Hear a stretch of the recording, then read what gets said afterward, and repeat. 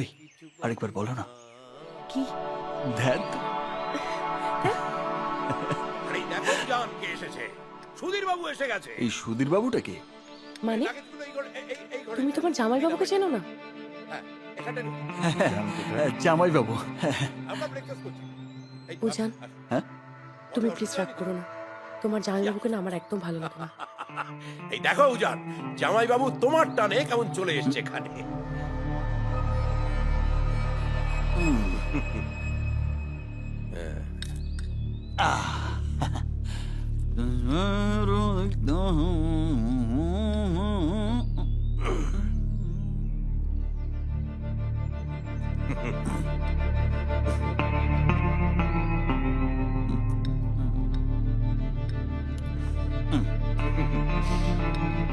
শালা জামাইও তো বেশ দারুণ ইয়ে বলে মনে হচ্ছে, কি আশ্চর্য।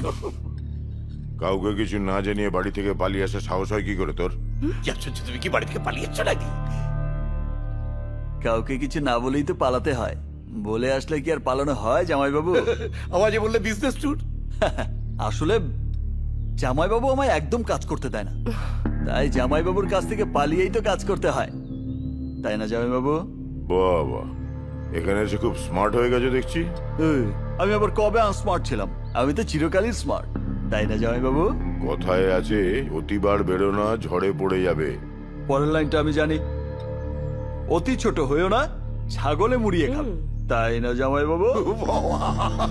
তোমাদের দুজনের তো এই শালা জামাই বাবুর খুনসুটি চলতেই থাকবে দেখছি, কি আশ্চর্য। যাকে এসব বাদ দিন। আচ্ছা সুধীর ভাই, আপনি লন্ডনে কতদিন আছেন সেটা আগে বলুন। রিটার্ন টিকিট কেটেই এসেছি, আজ বিকেলের ফ্লাইটে বেরিয়ে যাব।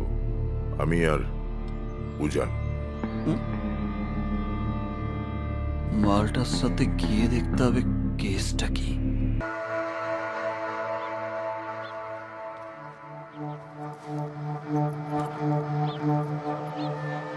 কি রে, কোন চুলে গিয়েছিলি?